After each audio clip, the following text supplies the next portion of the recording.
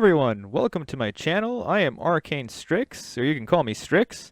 Today we are showcasing our results from Unova Tour Global.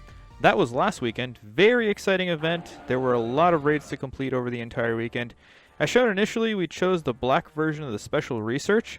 This was so that we could guarantee that all black Kyurems would come with the charge move Glaciate. Locally, the Pokemon Go groups were out in force trying to raid these as much as possible. Myself and my raid partner wanted to duo a couple of the raids to see if it could be done. Thankfully, party power comes in very handy in these scenarios. The double damage on the charge moves is very, very nice. Also, well, having Mega Rayquaza on your side is never a bad thing, especially when it comes to fighting other dragons. Mega Rayquaza is the top ranked dragon attacker in the game. He is also one of the best counters against both forms of Kyurem. Though the fused forms of Kyurem are no slouches when it comes to raids. Both forms are some of the strongest of their type. They both have the highest CP of any non-Mega Pokemon currently in the game. Black Kyurem, specifically with a moveset of Dragon Tail and Outrage, is the strongest non-Mega, non-Shadow Dragon type in the game right now. Meanwhile, White Kyurem is ranked 5th amongst dragons with a moveset of Dragon Breath and Dragon Pulse. Meanwhile, White Kyurem is the top-ranked Ice type in the game with the charge moves of Ice Fang and Ice Burn. Black Kyurem takes the second spot amongst the Ice types with the charge moves of Dragon Tail and Freeze Shock. They are currently both stronger than any other currently available Shadow or Mega Ice type Pokemon. So Kyurem, huh? More like beat 'em. Our local spot for raids had dozens of people trying to find the shiny, special background, or 100% IV form of this Pokemon. It's always nice to see whenever the community comes together for events like this. You get to see friends new and old banding together to fight and hunt for the best Pokemon they could find. Though I really do wish they had better spawns during the event, I felt like the wild shinies were not as common this time around. Also, they should have had some of the legendaries in the wild like they did during the Shundo tour last year. Nothing cooler than finding a random legendary spawning somewhere and everyone just rushing to go find it. Maybe they should incorporate something like what they did during the wild area event. People get so excited when someone calls out a wild Hundo or super rare spawn, and especially with big events like this, it's those moments that make the events more memorable. Heck, I still recall when this game first came out, whenever a random rare spawn like Dragonite, Snorlax, or Lapras would spawn, and people would just go running in a mad rush trying to find it. It was crazy. But hey, those were good times regardless, and I feel that's part of the adventure in playing Pokemon Go is just, you know, finding super rare things with your friends, finding that shiny, that Hundo, or that background Pokemon that you were really looking after, and, you know, making memories with them. That's what this game is all about. Like here, I'll always remember myself and my raid partner being able to duo and beat one of the highest CP Pokemon in the game. Highest CP when it's fused, of course. Fortunately, this one only took a few balls to catch. Better than throwing 20 balls only to have it run away on you.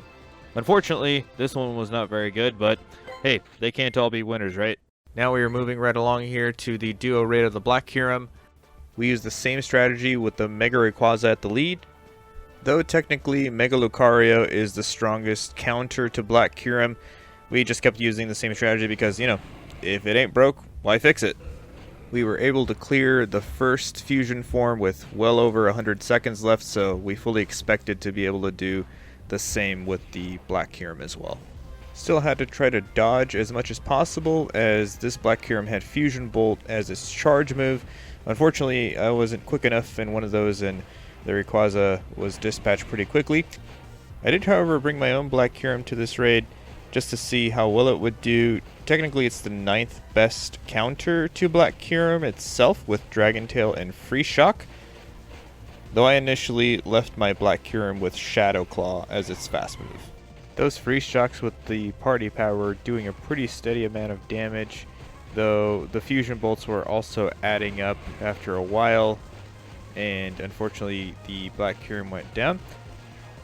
Not a problem though. What's better than one Black Kyurem?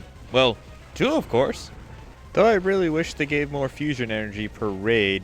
Like many trainers, I ended up with more Kyurems than I'll ever be able to fuse, just because it takes approximately 10 raids to just be able to fuse one of them. I bet a lot of folks who did both of the days or even the in-person event ended up deleting a bunch of these because you really do end up with a lot of Kyurems. So many Kyurems. All the Kyurems. At least this season we're able to trade them for XL candies, which those are always kind of hard to come by.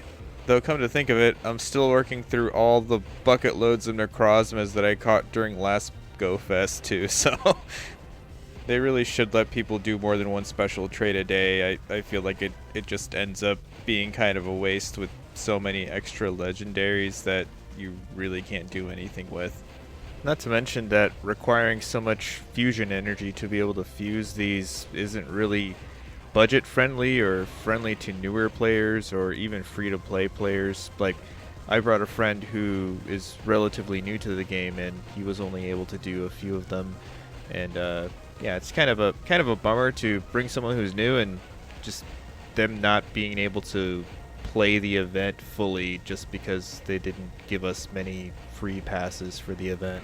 Though I understand, at the end of the day, Niantic is a business. They gotta do what they have to do to rake in as much cash as possible, though I wish they would provide more support to grow the community and bring in new players. If all you ever do is cater to a bunch of whales, then it's always just going to make the community smaller. There'll be less engagement over time due to folks not being able to afford all the extra tickets and passes and whatnot. Though I guess ultimately the choice is up to the players. If they're okay with not getting shinies, very good IVs, or even not enough fusion energy for Pokemon like this, that's perfectly okay too. There's many different ways that people play this game. For example, some people just go into it just trying to find the smallest or the biggest Pokemon they can find. I know my raid partner loves doing that. She just likes to find the smallest of whatever Pokemon that's out there, or the biggest one, or even the heaviest one, you know. Now here we have a 98 Kyurem that I was able to obtain from a remote raid that was in LA the weekend prior to the global event. Very fortunate to have found this one. I ended up fusing it into my first White Kyurem. Firstly, I was trying to make sure that it had Glaciate. I almost forgot a couple of times to put that on there. Very important to be able to get the ice moves that it comes with after you fuse it. Unfortunately, as many people learn the hard way, if you fuse it, it doesn't get the special move and you'll have to unfuse it to try to redo it again. They did an amazing job with the fusion animation. It looks very epic when these fuse. I also like how the new Pokédex highlights whenever you get a new fusion or a new shiny or anything of the like. It's very cool. Now we're showcasing a functional Hundo that I was able to obtain during the weekend. This one I ended up fusing into the Black Kyurem version. Was very excited to be able to have both fused versions of the Kyurem. This one was particularly exciting because I was planning to test this one out in Master League when it comes around in a couple of weeks. Though I learned a valuable lesson about checking into the backgrounds and how they work in Pokemon Go, I fused a Zekrom with a background with the Kyurem that did not have a background, and unfortunately that does not result with the fusion having a background.